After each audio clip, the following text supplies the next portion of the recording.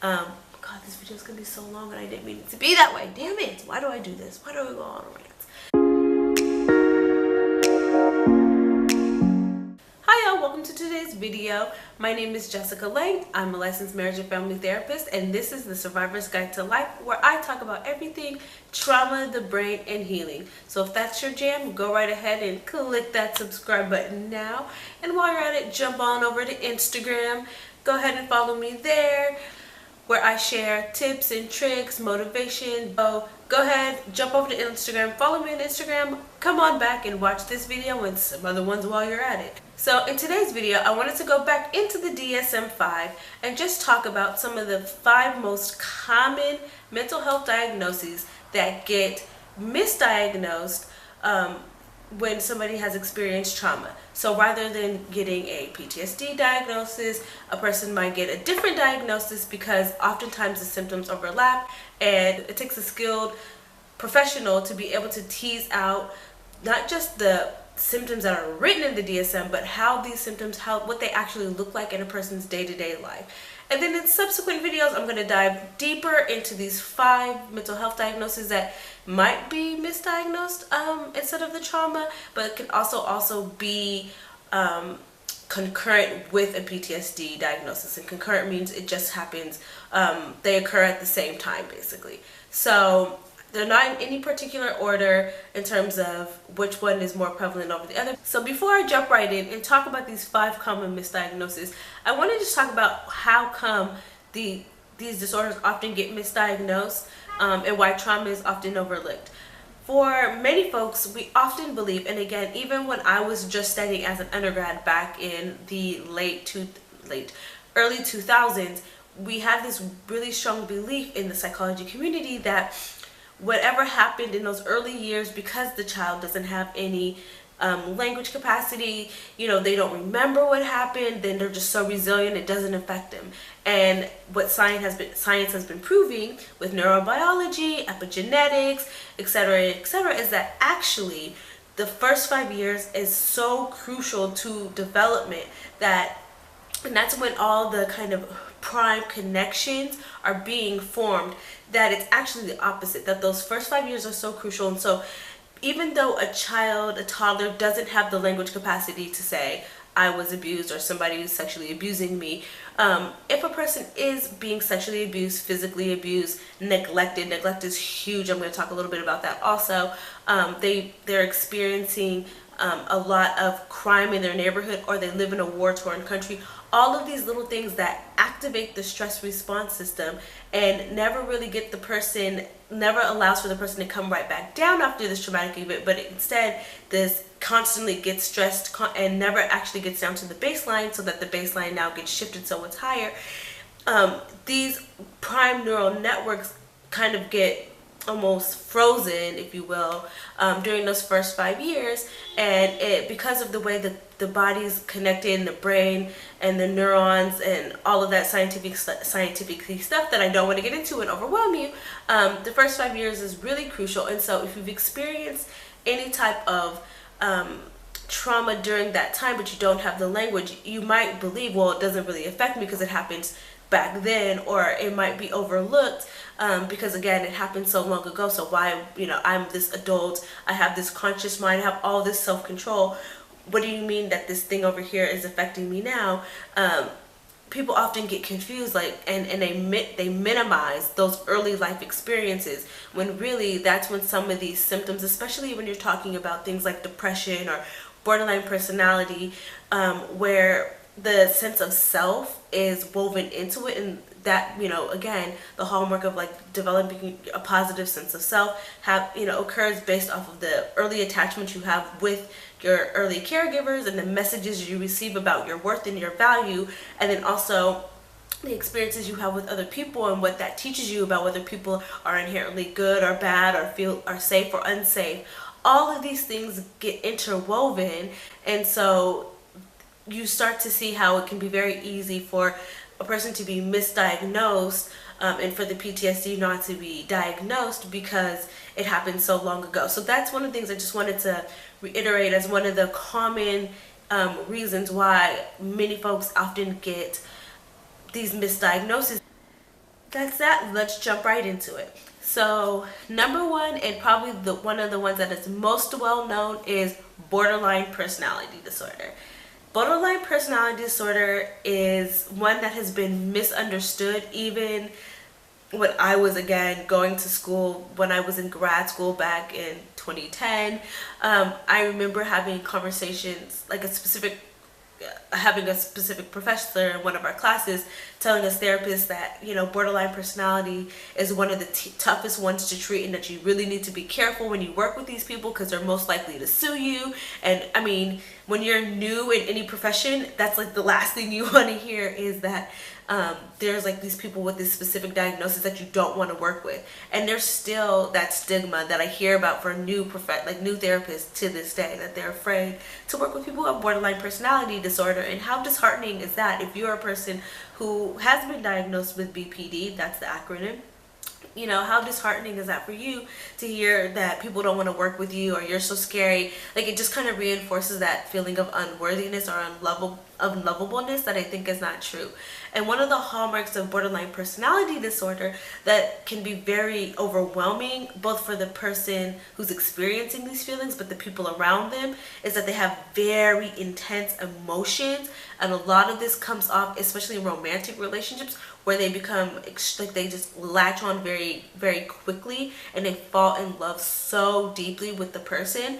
And part of it is like they build the person up, and if the person makes any kind of mistake or does something wrong, then it's like, oh my God, they don't love me, they're horrible, they're awful. And it's very extreme black and white thinking, and it's very rigid. And they're also very, what we call, hyper aroused. So that means like their engine's always on high, they're always on the go, and you feel a rapid tension when you're with them. You feel like they're pressured speech. And again, like, I'm not saying this in like a judgmental way or trying to be like, oh my God, if you're borderline, you're so awful. Like, no. But again, this comes from these early disrupted attachments, and feelings of loss, and also multiple abuses. So it's like, it's not all or one. It's one of these things that's like, I always talk about it, it's a perfect storm. It's not just one thing over here, but it's a culmination of different life events that happen that can bring about, a borderline personality disorder diagnosis or a PTSD diagnosis. But one of the ways to kind of differentiate whether it is strictly borderline or if it's, PTSD, is that trauma piece. So having any of those abuses, and honestly, like, I might get flack for this, but it has always been my experience, and I know other clinicians that I work with, that you don't typically have a borderline personality disorder diagnosis without a trauma. Without multiple traumas, really. And they're usually, like I said, those early attachment wounds, maybe a loss of a parent, maybe there is some emotional abuse, emotional abuse it's a big box. It's not just somebody like degrading you or calling you names, but it's also like not having your emotional needs taken care of, so that you're made to feel like your needs don't matter. And oftentimes what gets paid attention to is the big emotions. And so the bouts of anger or crippling sadness, that's what parents tend to kind of pay attention to for these people who have borderline personality disorder. But then it's quickly minimized. Like, why do you feel like this? Like, I had a client once whose parent, like, the family was well off, and she would have all this guilt because she was feeling depressed or sad, but then her parents fought and argued all the time, and she was left to be kind of fend for herself. But they would always minimize her experiences, being like, but you have everything that you need. Why are you complaining? Why are you whining? And it's like, yeah, you need more than money. They say money can't buy you happiness. And it's true. Like, you don't need material goods to kind of make you feel better. You need love and support of the people that you care about and you trust and help you feel safe. So with a borderline personality disorder, you're going to look for more of those early disrupted attachments, any problems within the attachment system during those first 5 years, maybe not necessarily a trauma in that way, to distinguish between having PTSD trauma diagnosis, or just flat out borderline personality disorder. So oftentimes the two of them are actually co-current disorders, but it's treatable. So miscommon diagnosis number 2, probably the one that's done most commonly misdiagnosed, is going to be major depression. Depression is incredibly hard to live with. The person is really struggling. They're feeling sad, they're feeling hopeless. Again, lack of motivation, that lethargy, or like, either basically problems with sleep on either end. And so one of the hallmarks of within the depressive category of disorders is feeling really bad about yourself and like negative beliefs that you hold about yourself. And again, this can be due to your past experiences, because of early traumatic experiences, early losses, again, that disrupted those disrupted attachments. And again, I think most of the time when I'm going to talk about these disorders, I'm going to talk about those early attachments, because I feel like people don't really understand the importance of attachment and why those early experiences with your primary caregivers, like, they really are the hallmark, the blueprint for all of your subsequent relationships. And just, it's funny, as I'm talking about this video, I'm thinking about I work at a nursery school, and when I first moved to Israel, I was there full time, and I worked in the 1 to 2 year old class. We called them the duckies. They're super cute.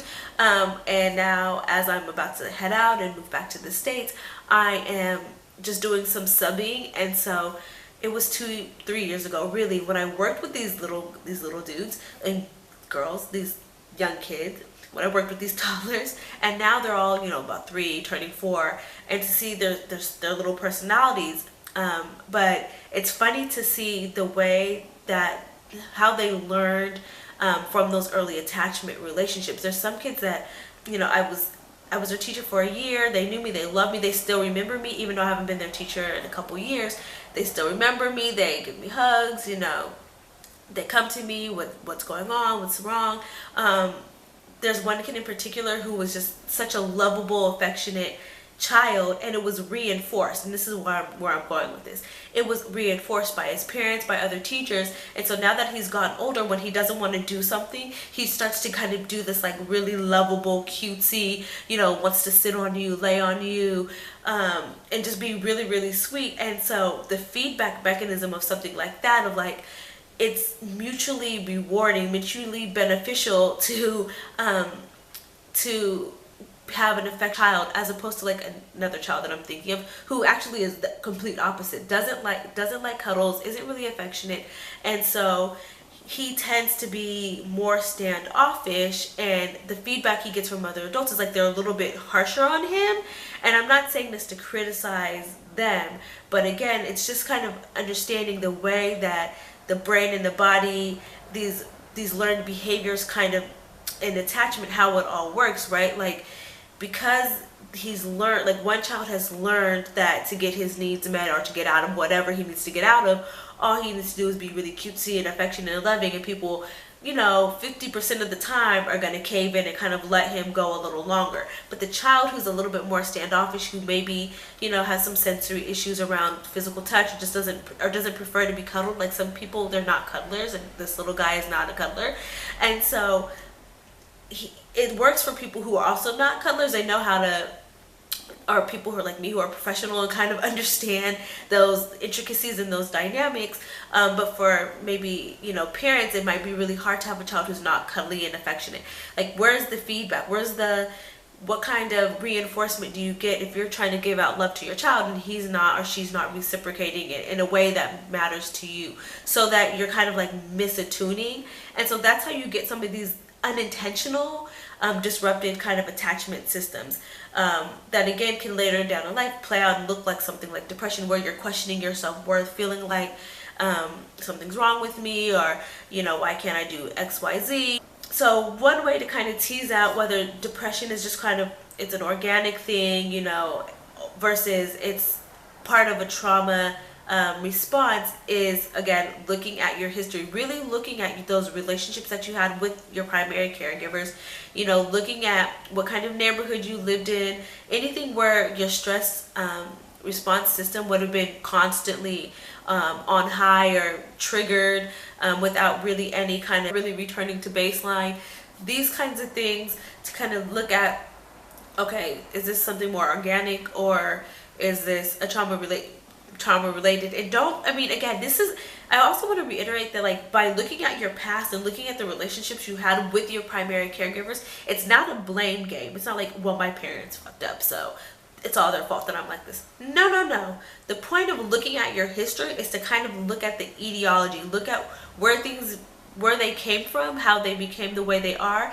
Again, remembering that these things are like that trauma and the stress response system and trauma symptoms are an adaptive functioning. So you learn it over time to cope with life, that it's not about blame or anything like that. It's just helping you gain some insight so that you can then move forward and take action based on the knowledge that you have, and try to actively do things different. So that's why we talk about the past and why it's so important. Third common misdiagnosed mental health disorder that might be missed out instead of a trauma diagnosis is going to be bipolar disorder. So bipolar disorder, just like the depressive disorder category, is in a whole category of different mental health diagnoses. So there's bipolar 1, there's cyclothymia, it all runs the gamut. But one of the things with bipolar 1 that also you can also misdiagnose it for depression, especially if you come in on like going in because you're really lowly depressed. And before I even get into that, my bad. Bipolar disorder is just what it sounds like. You're fluctuating between the two. You're fluctuating between mania and depression. So typically, and I'm going to go over it more in another video, mania is your high, depression is your low. That's why they call it bipolar disorder. And for most folks, when they're manic, they're feeling good about life, so they're not typically coming in to seek treatment. Somebody else might bring them in because they're concerned, because their behavior is so extreme. They feel things very intensely, similar to somebody with bipolar disorder, or borderline personality disorder, They feel things very intensely. They kind of feel like they're on this high. They're a little bit impulsive, not even a little bit. They're very impulsive. They do things they wouldn't typically do, and there's like this out of control feeling that goes along with it that can be said for people who have a borderline personality disorder. Also, they often feel out of control and like a slave to their emotions, and that's also something that somebody with a trauma diagnosis might also feel too, because they go like this, right? That trauma reaction, once they're triggered, comes on so fast that they go into a trauma response and feel really out of control and not sure what to do. So that's one of the hallmarks of those three specifically that can often be misdiagnosed, and it takes, the person really, again, looking into their history, looking into how long these symptoms have lasted, looking at not just like your own history, but looking at your family history. Because with depression, with borderline, why do I keep wanting to say borderline? With depression, bipolar disorder, and even anxiety for the most part, you're gonna find some issues with hormones and like a history with within the family, with people with other kind of more severe mental health diagnoses like schizophrenia and bipolar in their history, or ADHD or whatever. And it's kind of more like a chemical imbalance. I don't like the way that sounds, but that's kind of how you have to think about it. It's just like an imbalance of the hormones. But as we're doing more research with neuroscience, again, it's sort of like the chicken or the egg. If you have all this trauma, right, and you have a history of trauma, you can even check out the video I did on post-traumatic slave syndrome, where I talked about the legacy of slavery and how that impacts like African Americans to this day. And Dr. Joy Jagru did a really, excellent, her book is excellent, how she dived deep into like, slavery, untreated trauma, how these become learned behaviors. We know that with epigenetics, your DNA can actually be altered based on what you're using. So if your ancestors, your family constantly uses these trauma survivor adaptations in their day-to-day life, then you pick that up and it gets passed down, and then genes genes change and shift, and that becomes predominant. So it's sort of like, well, is it because my whole family has, it's like multi-generational trauma, so that we all have PTSD, or is it more bipolar? What's going on here? So that's why getting an accurate history, really looking deep into that family tree as much as possible, can give you some glimpses of what's going on. But just noting that really with the bipolar disorder, you're going to be looking for very extreme, like highs and lows, not much in between. Whereas with trauma, it's more like and these are kind of like could be days apart or like weeks apart, as opposed to like a trauma reaction, which might be, which is usually situational. So it's based off of a trigger. So you might get this really huge response because the person was triggered.